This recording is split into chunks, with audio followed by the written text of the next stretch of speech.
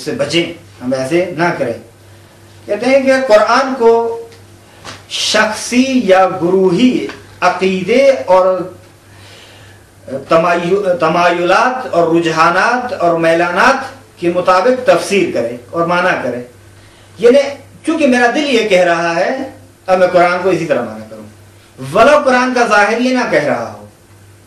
ولو دلیل عقلی اس کے ساتھ نہ ہو، ولو فرمان پیغمبر جو مفسر قرآن ہے اور احادیث معصومین اس کے برخلاف بھی کیوں نہ ہو. چونکہ میرا ذاتی رائے نظریہ یہ ہے، میری ذاتی رائے یہ ہے، میں اسی طرح قرآن کی تفسیر کر رہا ہوں. جسی طرح آپ دیکھ رہے ہیں بہت سارے افراد ہیں جو کرتے رہتے ہیں. کہتے ہیں کہ یعنی یہ جو میں تفسیر کر رہا ہوں اس کے لیے کوئی قرینہ قطعی نہیں ہے، نہ قرینہ حالیہ، نہ مقالیہ، نہ اندرونی قرینہ، نہ بیرونی قرینہ، کوئی قرینہ نہیں ہے. اور نہ کوئی روایت ہے پیغمبر کی، معصومین کی، کوئی چیز نہیں ہے. لیکن یہ استحسان ذاتی کی بنا پر میں اس کو کہتا ہوں. لہذا یہ تفسیر جو ہے اس کو تفسیر بالرأی کہیں گے، اور تفسیر بالرأی جو ہے صحیح نہیں ہے. جو شخص بھی اس طرح کر رہا ہے در واقع وہ قرآن کا تابع نہیں ہے، بلکہ وہ کہہ رہا ہے کہ قرآن کو اپنے تابع بنا دیں. ہمیں کیا حکم دیا گیا تھا گزشتہ آیت میں کہ فَاتَّبِعُوهُ، قرآن کی پیروی کرو، قرآن کی اتباع کرو، قرآن کا اتباع کرو. ہم کیا کر رہے ہیں؟ قرآن کو اپنے پیچھے لگا رہے ہیں. قرآن ہمارا تابع ہے. چونکہ میرے ذاتی رجحان، تمایل، ذاتی عقیدے، ذاتی نفسانی خواہش، اس رجحان کے مطابق میں کر رہا ہوں کہ قرآن یہ، یعنی دوسرے لفظوں میں تحمیل کر رہا ہوں، تھوپ رہا ہوں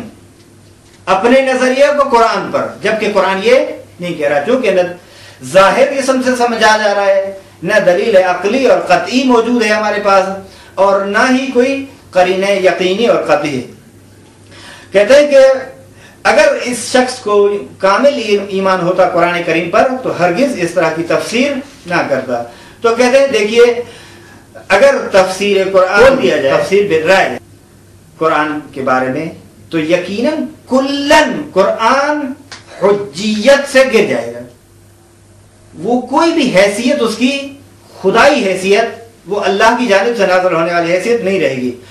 ہر شخص اپنے ذاتی میل کے مطابق اس کی معنی کرنے لگ جائے گا، اور باطل عقیدہ جو ہے اس پر تطبیق کرنا شروع کر دے گا. جس طرح آپ دیکھ رہے ہیں، میں نے کئی مرتبہ اس مطلب کو ذکر کیا ہے کہ بنابراین تفسیر بالرأی یعنی تفسیر قرآن برخلاف موازین علم اللغت و ادبیات عرب و فهم اہل زبان و تطبیق دادنان بر پندارها و خیالات باطل و تمایلات شخصی و گروہی موجب تحریف معنوی قرآن ہے. یہ مسئلہ تحریف قرآن میں بیان کر چکا ہوں کہ اس طرح کی تفسیر جس کو ہم تحریف معنوی کہتے ہیں یہ واقع ہوئی ہے، اور اس سے انکار بھی نہیں کیا جا سکتا، اور اسی وجہ سے تو نہیں کی گئی کہ یہ تفسیر بالرأی نہ کرو. بس کہتے ہیں تفسیر بالرأی خلاصہ کیا ہوا؟ کہتے ہیں تفسیر بالرأی کا مطلب یہ ہے کہ قرآن کریم کو علم لغت کے قوانین اور موازین ایک ہی بات ہے کے خلاف، ادبیات عرب کے خلاف، فہم اہل زبان کے خلاف، اور ان تمام چیزوں کے خلاف ہم تطبیق دے رہے ہیں قرآنی آیت کو اپنے خیالات اور اپنے اندیشے اور افکار جو باطل ہیں اور گروہی یا شخصی جو رجحانات ہیں، تمایلات ہیں، اس کے مطابق ہم کہہ رہے ہیں کہ قرآن یہ کہہ رہا ہے. یعنی دوسرے لفظوں پر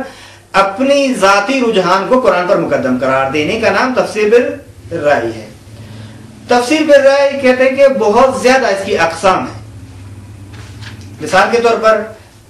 نمبر 1 از جمله برخورد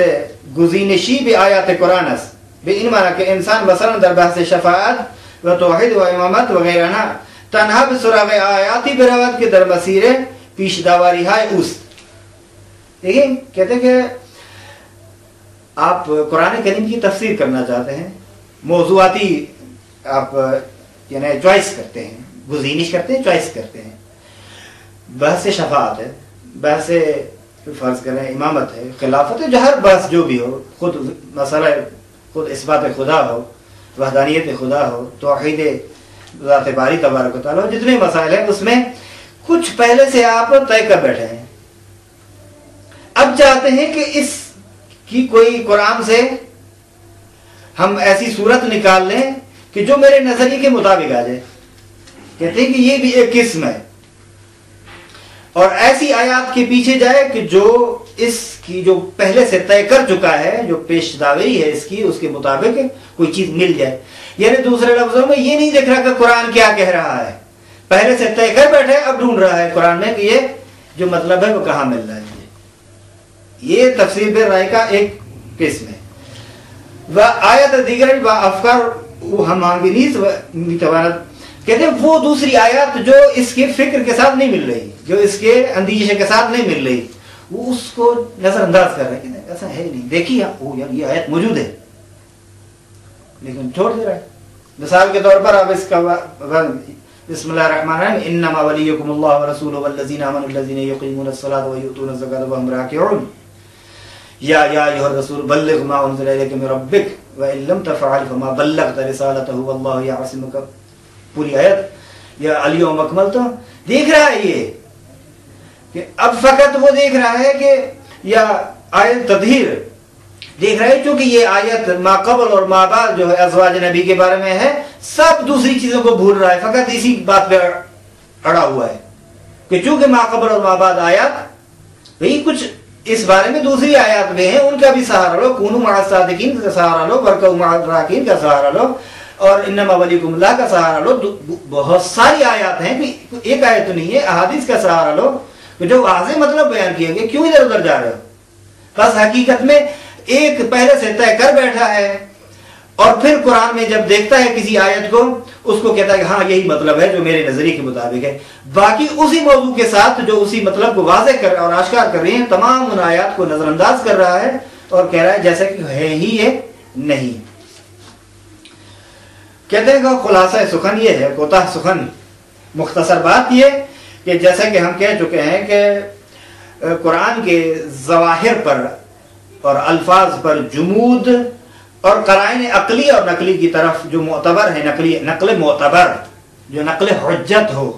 کوئی توجہ نہ دینا حقیقت میں ایک قسم کا انحراف ہے. دوسرے لفظوں میں ایک قسم کی تفسیر بالرأی ہے اور یہ انحراف بھی تفسیر بالرأی شمار ہوتی ہے. لہذا کہتے ہیں کہ دونوں طرح جو ہے یہ حقیقت میں قرآن کی بالا ترین اور ارزش مند تعلیمات سے دور رہنے کا سبب ہے. یعنی صرف ظواہر پر جمود کرنا اور قرائن عقلی اور نقلی, داخلی اور خارجی اور نقل معتبر کی طرف بالکل توجہ نہ دینا, یہ بھی حقیقت میں ایک قسم کی تحریف ہے اور اس کے سبب انسان تعلیمات عظیم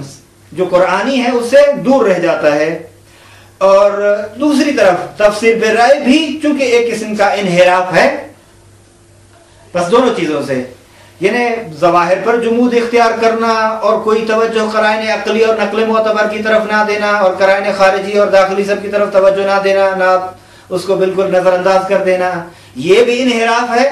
اور دوسرا انحراف یہ ہے تفسیر بالرأی. اور دونوں یہ چیزیں قرآن کریم کے عظیم اور اعلیٰ اور بالا اور والا تعلیمات کے سمجھنے سے دور کرنے والی چیزیں ہوتی ہیں. لہذا قرآن کو اگر سمجھنا ہے تو ان دونوں چیزوں کو دور کر دو, قرآن کو صحیح ملاقات کے ساتھ سمجھیے. یہ ایک بحث ہے جس کو صفحہ نمبر 54 پر لکھا گیا ہے اور عنوان بحث سنت برخاست از کتاب اللہ 32 نمبر میں. انشاءاللہ ہم جلدی سے اس کو ختم کرتے ہیں کہ دیکھیے ہمارا عقیدہ یہ ہے کہ کوئی شخص بھی یہ نہیں کہہ سکتا کفانا کتاب اللہ. یہ حقیقت میں وہ اشارہ ہے کہ جو صدر اسلام نے پیغمبر کی موجودگی میں بعض لوگوں نے یہ کہا کہ ہمارے لیے اللہ کی کتاب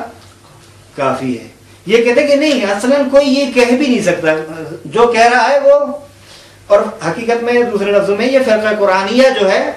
وہ اسی کی یہ مخالفت میں اور خلاف میں ہے. کہتے ہیں کہ دیکھیے کیونکہ قرآن کریم کو سمجھنے کے لیے چونکہ ہم پہلے بیان کر چکے کلی قواعد ہیں، اس قواعد کی تطبیق، اس قواعد سے کلیات سے جزیات نکالنا، یہ کس کا کام ہے؟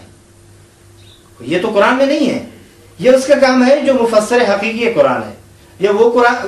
اس کا کام ہے جو اللہ کی جانب سے تعلیم حاصل کر کے آیا ہے، جو علم لدنی رکھتا ہے، جس کا علم من عند اللہ ہے، وہی تفسیر کر سکتا ہے۔ لہذا کہتے ہیں کہ کوئی شخص بھی یہ نہیں کہہ سکتا اور احادیث اور سنت نبوی کو تفسیر اور تبیین کے بارے میں، حقائق قرآن کی تفسیر و تبیین اور فہم ناسخ اور منسوخ، خاص اور عام قرآن، یا وہ چیزیں جو مربوط ہے تعلیم اسلامی کے لیے اصول اور فروع میں، تمام چیزوں کو نادیدہ اور نظر انداز کر دے۔ کسی کو یہ حق حاصل نہیں ہے، اور جو کر رہا ہے یا کہہ رہا ہے کہ ٹھیک نہیں کر رہا اور ٹھیک نہیں کہہ رہا۔ بس ہمیں چاہیے کہ قرآن کی کلیات کے لیے،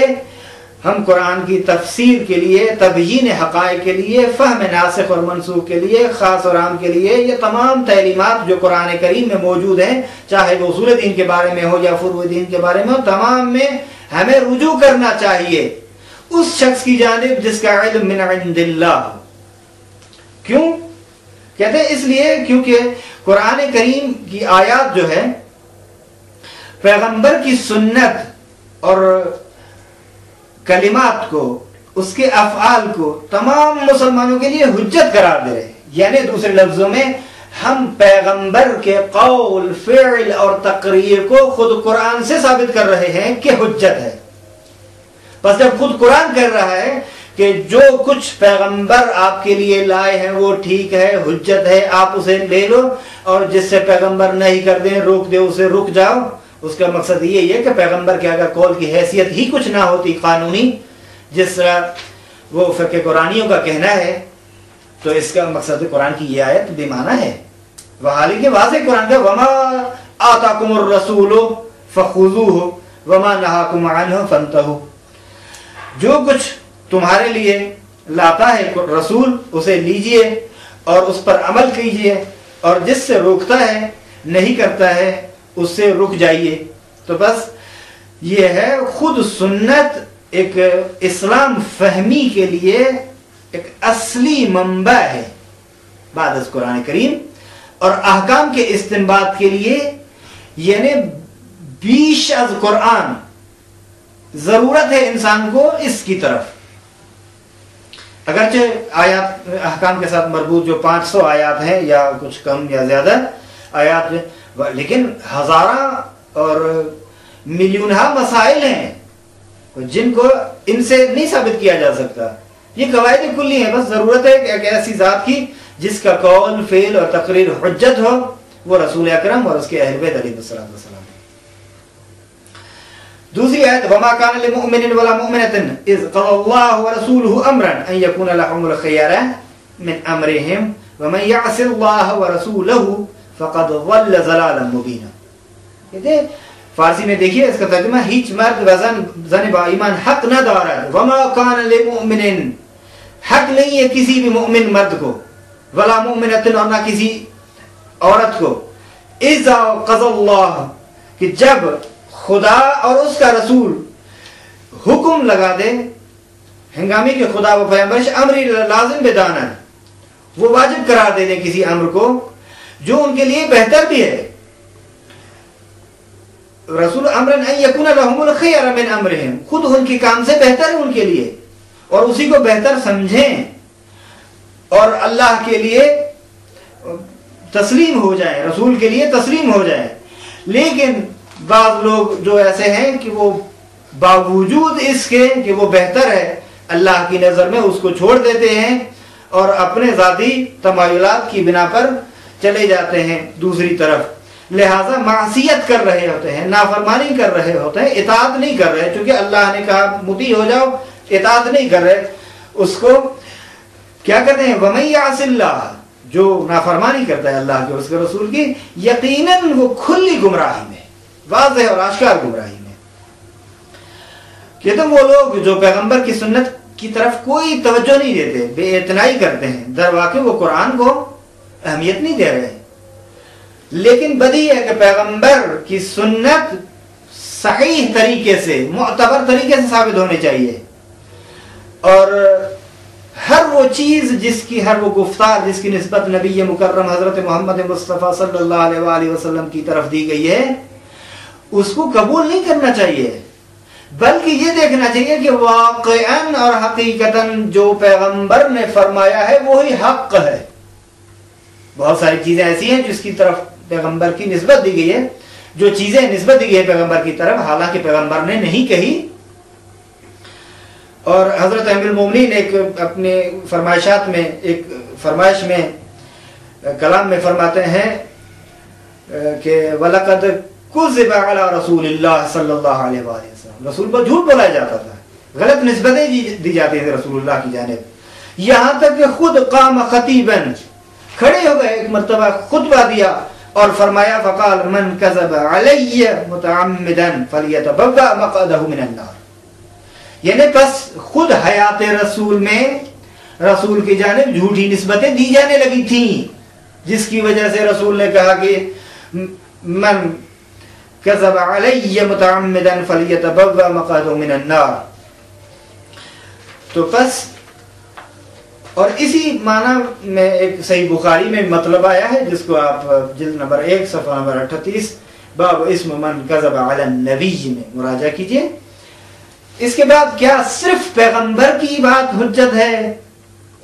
یا پیغمبر کی طرح جو صفات میں ہو ان کی باتیں بھی حجت ہیں؟ کہتے ہیں کہ سنت امامان اہل بیت علیہ السلام 33 نمبر عنوان میں 56 صفحے پر یہ بیان کر رہے ہیں کہ دیکھیں ہمارا یہ بھی عقیدہ ہے کہ احادیث ائمہ اہل بیت علیہ السلام بھی پیغمبر کے حکم کے مطابق اطاعت واجب ہے، ان کی، ان کے فرامین، ان کی احادیث واجب الاطاع ہیں، انسان کو ضروری ہے کہ ان کی اطاعت کرے۔ کیوں؟ سب سے پہلی جو بات ہے وہ یہی ہے کہ حدیث معروف جو متواتر ہے، جو اغلب اہل سنت کی کتابوں میں موجود ہے، اشیاء کتابوں میں موجود ہے، جس کے بارے میں پہلے اشارہ کر چکا ہوں کہ اس مطلب کے لیے واضح ہے، نص سے صریح ہے، کہ جو سنن ترمذی میں بھی ہے، پیغمبر کا یا ایھا الناس، اے لوگ انی قد ترکت فیکم ما ان اخذتم به لن تضلوا، میں تمہارے درمیان میں وہ چیز چھوڑے جا رہا ہوں،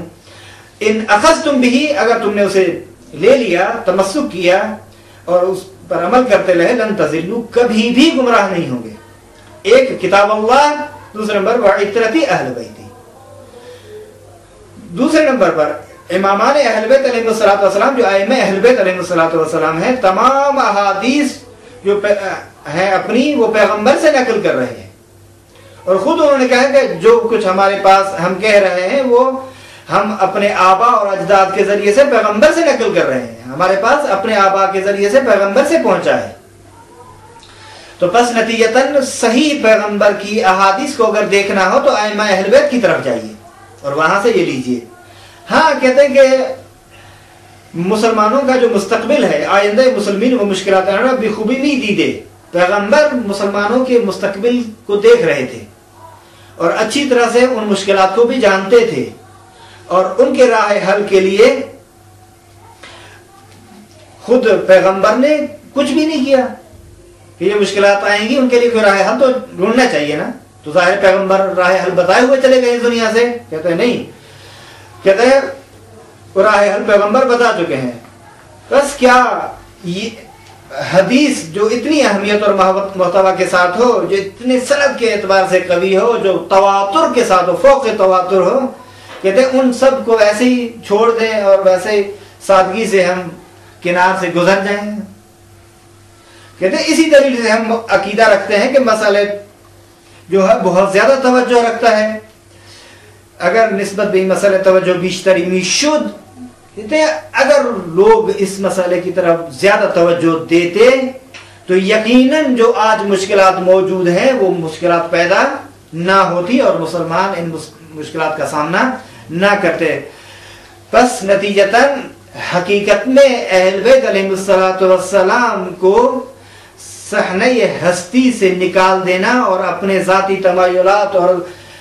رجحانات اور ذاتی خواہشات اور نفسانی خواہشات کی پیروی کرنا سبب ہوا ہے کہ وہ جو انسان جو مسلمان ہے وہ صحیح میں سعادت مند نہیں بنا، اور صحیح سے قرآنی تعلیمات کو نہیں سمجھا، صحیح سے اسلام کو نہیں سمجھا، نتیجے میں اسلام اگر مسلمان جب سے خسارے میں ہے اس کا سبب یہی ہے۔ اس وقت یہ خسارے سے نکل سکتے ہیں جب یہ اہل بیت کی طرف لوٹ کر آئیں اور انہی کو اپنا حجت قرار دیں، انہی کو اپنا پیشوا اور مقتدا قرار دیں اور انہی کے مطابق تعلیمات پر عمل کریں، اور وہ قرآن کے بارے میں اور اسلام کے بارے میں جو کچھ کہیں انہی کو حق سمجھ کر اس پر عمل کریں، تو اسی نتیجے میں وہ گمراہی سے بچ سکتے ہیں۔ وَإِلَّا حقیقت میں ایک طرف کو تو تھام رہے ہیں، دوسرے طرف کو چھوڑ رہے ہیں، جو خلاف ہے حدیث ثقلین کا، جو پیغمبر نے کہا دونوں چیزوں کو اگر ما ان تمسکتم بہما، دونوں کو ساتھ اگر تمسک کیا تو لن تضلوا بعدی ابدا، کبھی بھی گمراہ نہیں ہوں گے۔ کیونکہ یہ لوگ ایک طرف کو تھام رہے ہیں، دوسری طرف کو چھوڑ رہے ہیں، نتیجہ گمراہی ہی گمراہی ہے۔ اور اسی الفاظ کے ساتھ ہم کہتے ہیں وآخر دعوانا ان الحمد للہ وصلی اللہ علی سیدنا محمد وآلہ الطیبین الطاہرین۔ انشاءاللہ بخش چہاروں میں جو بعد میں بیان